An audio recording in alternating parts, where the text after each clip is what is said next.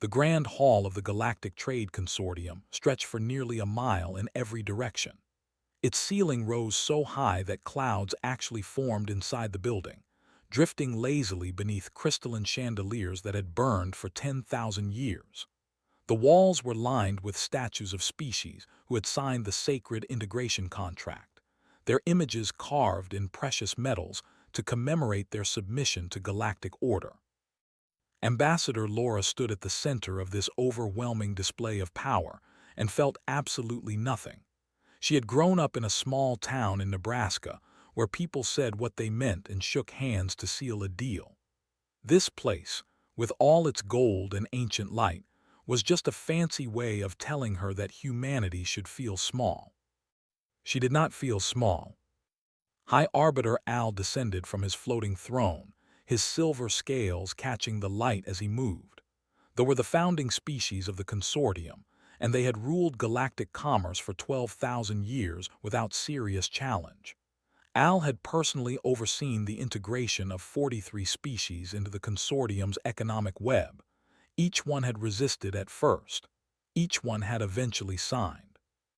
He placed the integration contract before Laura with the gentle care of someone handling a religious artifact. The document was over 1,000 pages long, written in a language that shifted and changed depending on who read it. The consortium's lawyers had spent centuries perfecting every clause, every carefully hidden trap within its pages. Laura picked it up and began to read. The representatives from other species watched from the observation galleries above. The delegation clicked their mandibles nervously. They wrapped their tentacles around themselves in anticipation.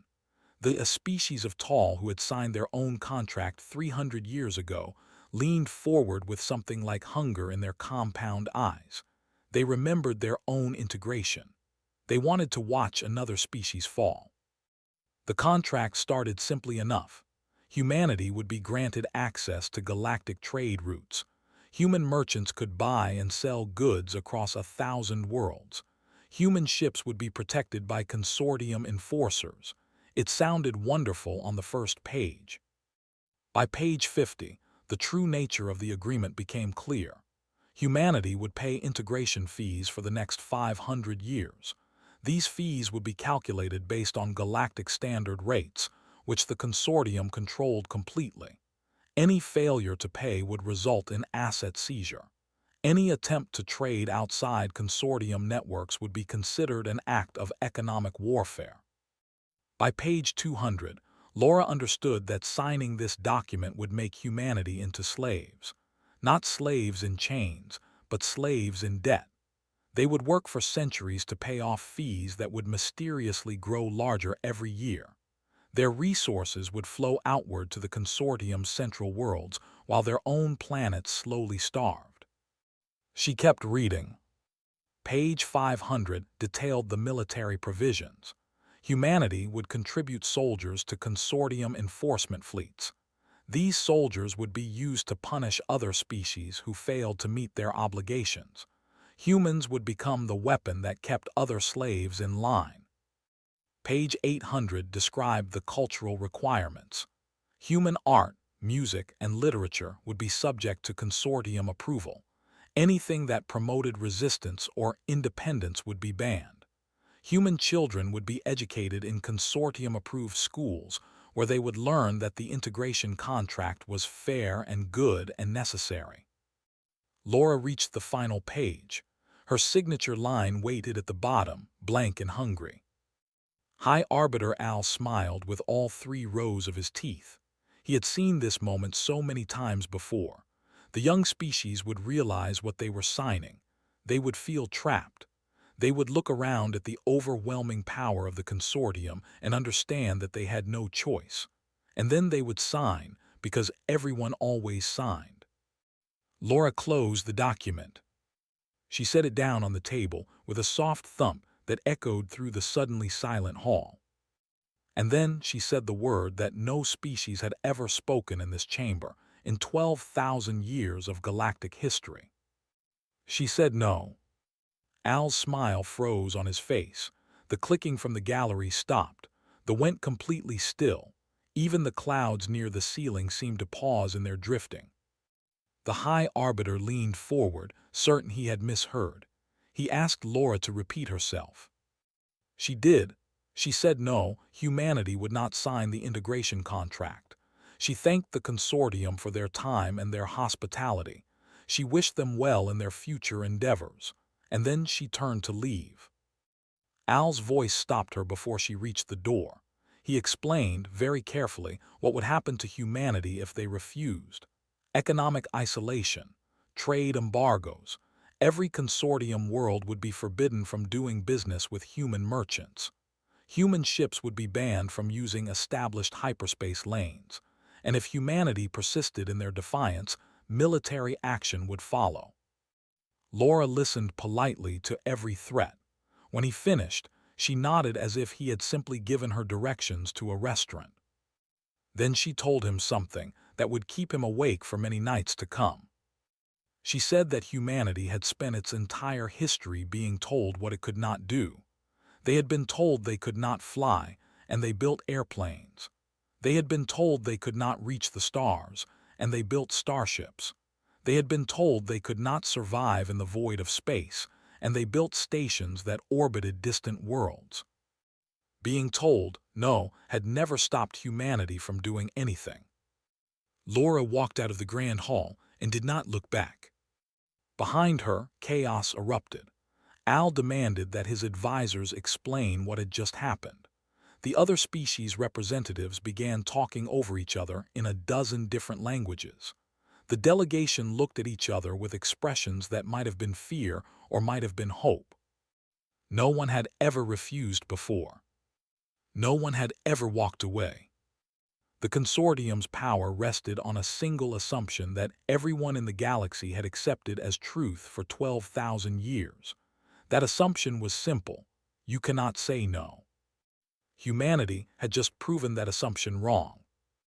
And as Laura boarded her shuttle and began the long journey back to Earth, she allowed herself a small smile. The galaxy thought humanity was weak because they were young. The galaxy thought humanity would bend because they were small. The galaxy had made a serious mistake. The news spread across the galaxy like fire through dry grass. Within 6 hours of Laura walking out of the consortium's grand hall, every major world knew what had happened. Within 12 hours, the galactic markets began to shake. Within 24 hours, panic had set in. On the trading floors of Prime, brokers screamed at each other as prices swung wildly in every direction. The consortium's economic system was built on certainty. Everyone signed. Everyone paid. Everyone obeyed. That certainty had been the foundation of galactic commerce for longer than most species had existed as spacefaring civilizations. Now a young species from a small blue planet had cracked that foundation with a single word. High Arbiter Al called an emergency meeting of the consortium's ruling council. 12 of the most powerful beings in the galaxy gathered in a chamber that had not been used for crisis talks in over 3,000 years. They argued for hours about what to do. Some wanted immediate military action. Others worried that attacking humanity would make them look weak. A few quietly wondered if other species might follow humanity's example. That last concern was the one that truly frightened them. On Earth, the United Terran Council convened in Geneva. Representatives from every nation on the planet sat in a vast circular chamber, watching as Laura delivered her report.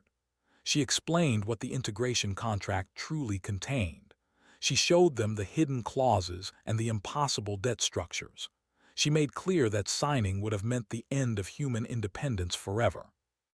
The Council voted unanimously to support her decision. But support was not enough. They needed a plan. Daniel stood before the Council and presented one. He was 53 years old, with gray hair and tired eyes that had spent decades studying economic systems. He had worked in banking, in government, in academic research. He understood money better than almost anyone alive. And he understood that the consortium's power was not as solid as it appeared. Daniel explained that the consortium controlled galactic trade through 3 mechanisms. First, They controlled the major hyperspace routes, charging fees to anyone who used them.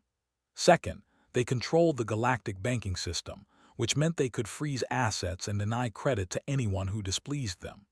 Third, they controlled the enforcement fleets, which could blockade worlds or destroy ships that tried to operate outside their system.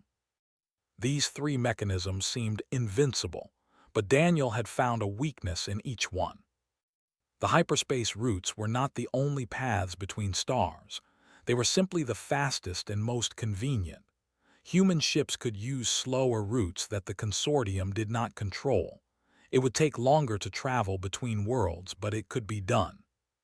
The galactic banking system only mattered if you used galactic currency. Humanity could create its own currency and trade directly with species who wanted alternatives to consortium credits.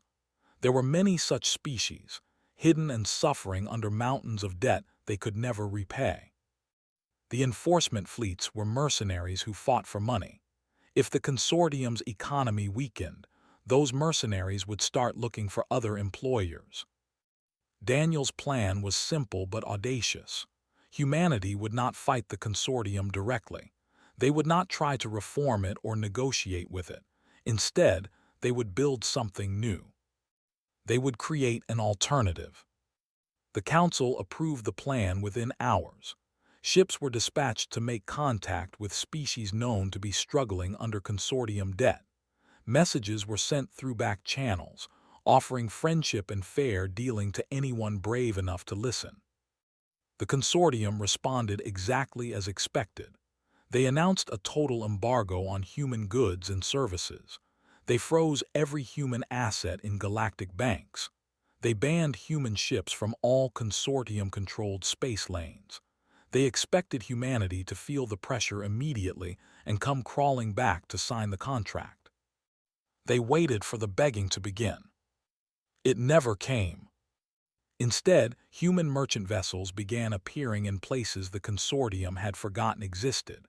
The outer colonies, the fringe worlds, the planets where species lived who had been crushed so thoroughly that the consortium no longer bothered watching them. These were the worlds where hope had died generations ago.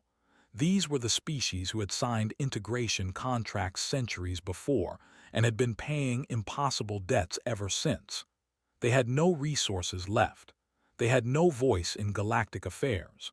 They existed only to serve the consortium's endless hunger for wealth. And now human ships were arriving with goods to trade, not to sell at exploitative prices, not to add to their debts, but to trade fairly as equals. The first species to respond was a mining people who had once been wealthy beyond measure. The consortium had stripped their worlds bare over 300 years, always demanding more, always increasing what they owed. They had given up hopping for anything better. When a human cargo ship appeared in orbit around there, they assumed it was a trap. When Captain Maria Santos transmitted a message asking permission to land and talk, they thought it must be some kind of trick. But they let her land anyway. Because when you have nothing left to lose, even a trap seems better than the emptiness of despair. Maria Santos stepped off her ship on a world that had been beautiful once, before the consortium's machines tore open its mountains and drained its seas. She looked at the exhausted faces of the who had come to meet her. She saw beings who had forgotten what hope felt like. And she smiled at them. She had brought gifts, food, medicine, tools, things the desperately needed but could never afford under consortium pricing. The elder who greeted her asked what humanity wanted in return. His voice was hollow with the expectation of another demand, another debt, another chain around his people's necks. Maria told him they wanted partners. They wanted friends. They wanted to build something new together, something that was not built on exploitation and fear. The elder did not believe her at first. No one had ever offered the anything for free, but Maria stayed. She talked. She listened. She showed him that some things in the galaxy had actually changed. And slowly, carefully, hope began to return to a world that had forgotten its name. Elder had lived for 217 years. In all that time, he had never seen anything like the human woman who stood in his council chamber offering gifts without conditions. Maria Santos was not what he expected. The consortium's representatives were always tall and proud and cruel. They spoke in complicated language designed to confuse. They made promises that turned into traps. They smiled while they tightened chains around your neck. Maria was short and plain and spoke simply. She did not try to impress anyone with fancy words. She said what she meant and meant what she said. When asked her a question, she answered it directly instead of dancing around the truth. It made him deeply suspicious. They had learned through centuries of pain that nothing in the galaxy was free. Every gift came with a price. Every kindness was a weapon waiting to strike. The consortium had taught them this lesson over and over until it became impossible to believe anything else. So asked Maria to explain the trick. He asked her what humanity really wanted. He asked her when the trap would close and the true cost would be revealed. Maria sat down on the dusty floor of the council chamber and looked up at the elderly. She told him a story about Earth. She told him about a time long ago when her own people had been divided into nations that exploited each other. The strong took from the weak. The rich grew richer while the poor starved. Wars were fought over resources and power and pride. For thousands of years, this was simply how things worked. But then something changed. Humans began to understand that cooperation created more wealth than exploitation. They learned that helping your neighbor made the whole community stronger. They discovered that the systems built on fear and greed were actually less efficient than systems built on trust and fairness. It took centuries and many mistakes, but eventually humanity built a society where the old ways of domination began to fade. Not perfectly, not completely, but enough to matter. Maria told that humanity had looked at the consortium and seen their own past reflected back at them. They had seen an empire built on the same old lies that had once enslaved humans too, and they had decided that they would not participate in those lies. They had decided to offer something different. Listened to all of this and felt something stir in his chest that he had not felt in a very long time. He was afraid to name it because naming it would make it real, and real things could be taken away. But the feeling would not stay hidden. It rose up despite his fear, despite his caution, despite 200 years of learning that hope was just another word for pain. He asked Maria what would happen if they joined with humanity. He asked what the consortium would do when they discovered their debtor species talking to the enemy. Maria did not lie to him. She told him it would be dangerous. She told him the consortium would threaten and punish anyone who tried to leave their system. She told him that the path forward would be hard and uncertain and frightening. But she also told him something else. She told him that the consortium's power came from one source alone: belief.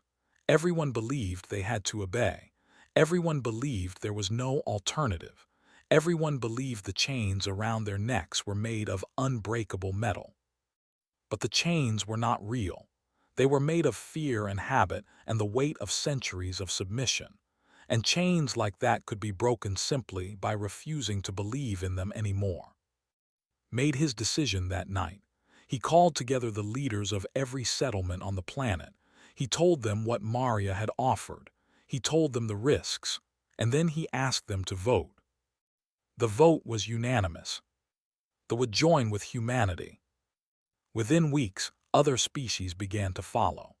A race of aquatic beings whose ocean worlds had been poisoned by consortium mining operations reached out through secret channels. The massive stone-like creatures who had been forced to work as laborers in consortium shipyards sent encrypted messages asking if the stories about human fairness were true. The who had watched Laura walk out of the grand hall with something like recognition in their compound eyes began to whisper among themselves about possibilities they had not dared imagine for 300 years.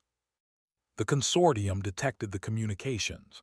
Their surveillance systems, designed to monitor every corner of galactic space, picked up the signals bouncing between human ships and debtor worlds. At first, the analysts did not understand what they were seeing. Trade negotiations, cultural exchanges. The data made no sense. Then they realized the truth. High Arbiter Al received the report in his private chambers. He read it 3 times before he believed what it said. Humans were not simply refusing to join the consortium.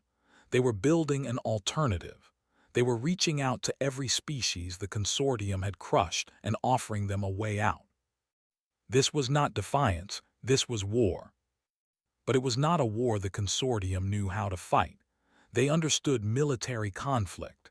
They understood economic pressure. They understood the simple application of overwhelming force to achieve compliance. They did not understand how to fight an idea. Al called another emergency meeting. He demanded action. He wanted the human blockaded. He wanted their ships destroyed wherever they were found. He wanted to make an example so terrible that no species would ever dare follow humanity's path. But his advisors hesitated. Destroying humanity would not destroy the idea that humanity had planted, and that idea was already spreading to worlds far beyond the consortium's easy reach. For the first time in 12,000 years, the rulers of the galaxy did not know what to do. And in the dark spaces between stars, more and more ships began to fly under a new flag, not the consortium's golden circle, something simpler, something newer. A blue circle with green continents and white clouds. The flag of Earth. The flag of hope. The consortium's first attack came without warning. A fleet of enforcer vessels dropped out of hyperspace above a small human colony world called New Montana. 3,000 people lived there, mostly farmers and their families. They had no military ships. They had no weapons capable of fighting back. The enforcers broadcast a simple message. The colony had 24 hours to surrender. All residents would be taken as prisoners and held until Earth agreed to sign the integration contract. Anyone who resisted would be killed. The farmers of New Montana looked up at the warships filling their sky and felt the fear that the consortium had been spreading across the galaxy for 12,000 years. This was how it always worked. The strong crushed the weak. The powerful took what they wanted. Resistance was pointless. But something strange happened on New Montana. The colony's leader, a 60-year-old woman named Grace Miller, gathered everyone together in the main square. She told them that they had a choice. They could surrender and spend the rest of their lives as hostages, or they could refuse and trust that humanity would not abandon them. The vote took less than 5 minutes. They chose to refuse. Grace Miller transmitted a response to the enforcer fleet. She told them that New Montana would not surrender. She told them that the people here would rather die free than live as prisoners. She told them to do their worst. The enforcer commander was confused. This was not how things were supposed to work. He called for reinforcements and settled in to wait, certain that the colonists would change their minds when they saw more warships arriving. But before those reinforcements could arrive, something else happened. Ships began appearing at the edge of the system, not human warships. The colonists did not have any. These were cargo vessels and passenger transports and mining ships from a dozen different worlds. Cruisers, watercraft modified for space travel, freighters built like flying mountains. They came from everywhere. They came because they had heard what was happening. They came because humanity had helped them when no one else would, and now they would return that kindness. The enforcer commander watched his sensors fill with contacts and felt something he had not experienced in a long career of intimidating helpless worlds. He felt afraid. The Free Trade Coalition had no official military. They were merchants and farmers and miners and refugees. But there were hundreds of them, and they kept coming, and they positioned themselves between the enforcer fleet and the colony below. A new message was broadcast on all frequencies. It came from Captain Maria Santos, who had traveled halfway across the galaxy when she heard about the attack. She told the enforcers that they could still leave. No one had to die today, but if they wanted to take New Montana, they would have to go through every ship in this system first, and more ships were coming every hour. The enforcer commander considered his options. His fleet was powerful but not invincible. A battle would be costly, and even if he won, what would he have accomplished? The destruction of a small farming colony, the murder of civilians who had done nothing but refuse to be slaves. He thought about the reports he had been reading, about how the consortium's economy was weakening as more species joined the coalition, about how the mercenary companies were starting to demand payment in advance because they no longer trusted consortium credits, about how even some merchants were quietly moving their assets out of consortium banks.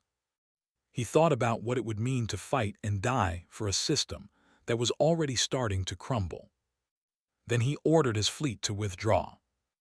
News of the standoff spread across the galaxy even faster than the news of Laura's refusal.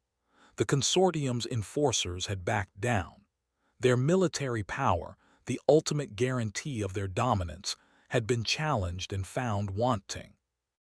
On Luna Station, Moore watched the reports come in and allowed himself a moment of satisfaction. He had been working around the clock for months, building the financial infrastructure of the new coalition economy. Every day brought new challenges as species who had never traded freely before tried to establish fair exchange rates and honest contracts. It was exhausting work, but it was also meaningful work. For the first time in galactic history, someone was building an economic system that did not depend on exploitation. His colleague Lane had been equally busy. She had designed a new communication network that operated outside consortium monitoring. It used old technology that the consortium had abandoned centuries ago, modified and improved to work at interstellar distances. The network was slower than consortium systems, but completely secure. Every day, more species connected to it. Every day, more information flowed between worlds that had been isolated for generations. Every day, the coalition grew stronger. High Arbiter Al watched these developments with growing desperation. Everything he tried failed. Military threats did not work when the coalition protected its members. Economic pressure did not work when the coalition had its own trading system. Propaganda did not work when species could communicate freely and share their own experiences. He called a final meeting of the consortium's ruling council. The mood was grim. Several members had already fled to coalition space, taking their assets with them. Others were negotiating secretly with human ambassadors, trying to secure their positions in whatever new order was coming. Al looked at the beings around the table and saw the end of everything he had built his life upon. 12,000 years of dominance, crumbling in less than 12 months. He asked them one question. How could this have happened? No one had an answer. Because the truth was simple and terrible, and impossible for them to accept. The consortium had never been as strong as it appeared. Its power had always rested on belief, on the assumption that resistance was impossible, on the certainty that everyone would eventually submit. Humanity had simply refused to believe. And that refusal had changed everything.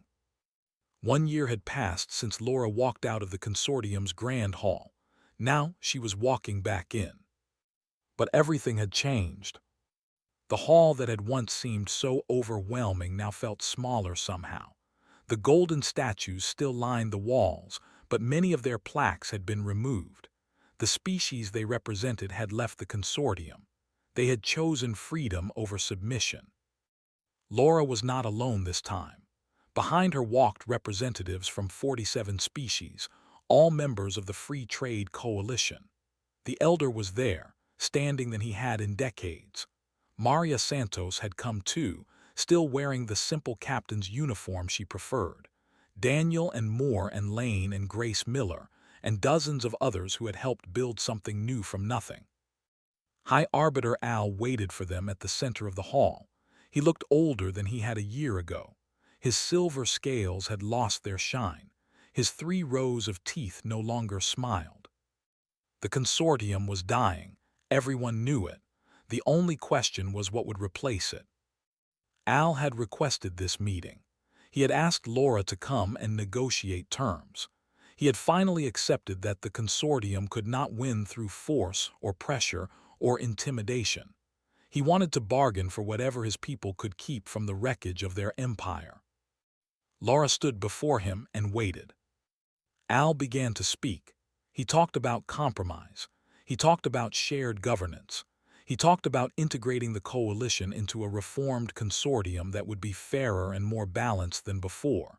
He offered concessions that would have seemed unimaginable a year ago. He was willing to reduce debts, open markets, share power. He talked for a long time. When he finished, Laura shook her head. She told him that humanity had not come to bargain. They had never come to bargain. They had refused from the very beginning because bargaining implied that the consortium had something worth trading. It did not. The consortium's power had always been an illusion. It was a story that everyone told themselves because they were afraid to imagine anything different. The debts were numbers in a database. The trade routes were lines on a map. The enforcement fleets were mercenaries who fought for money that was becoming worthless. None of it was real. None of it had ever been real. Al's voice cracked as he asked what would happen to his people. The had ruled the galaxy for 12,000 years. They did not know how to be anything else. Would they be destroyed? Would they be enslaved in revenge for what they had done to others? Laura looked at him for a long moment before responding.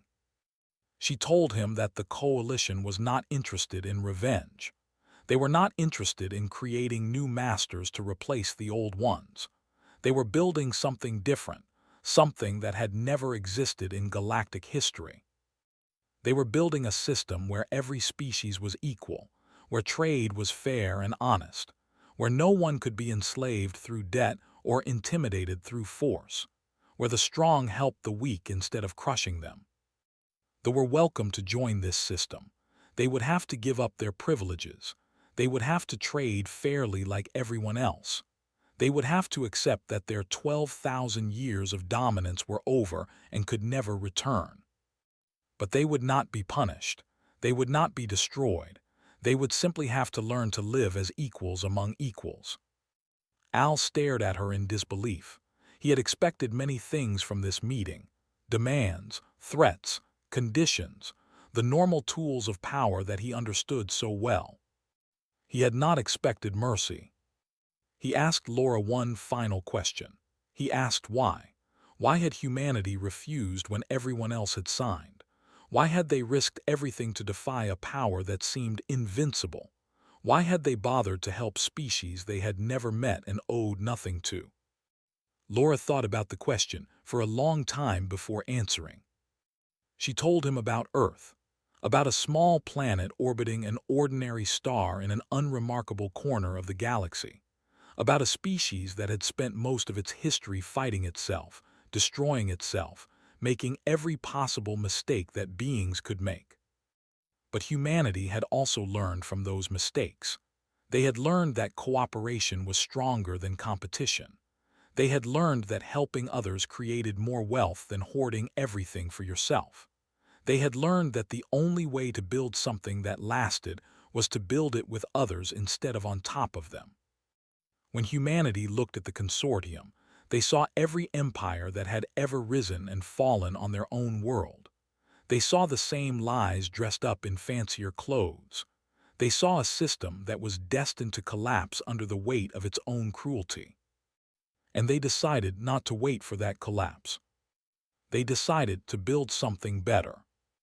Al sat in silence for a long time after Laura finished speaking. The grand hall that had witnessed 12,000 years of signatures and submissions was quiet. The representatives of 47 species waited to see what the leader of the consortium would do. Finally, Al rose from his throne. He walked down the steps slowly, his ancient body moving with difficulty. He stopped in front of Laura and looked at her with eyes that held something new. He asked if they could join the coalition. Laura smiled and extended her hand. He took it. In that moment, the Galactic Trade Consortium officially ended. Not with a battle or a war or a dramatic explosion, but with a handshake between two beings who had chosen to believe that something better was possible. Outside the Grand Hall, the news spread across the galaxy within minutes. Species who had suffered for centuries finally allowed themselves to celebrate. Debts that had crushed entire worlds were simply erased. Trade routes that had been controlled for were open to everyone. A new age had begun. And at the center of it all stood humanity. The young species from a small blue planet who had done something no one in the galaxy thought was possible. They had simply refused to bargain. And that refusal had changed everything.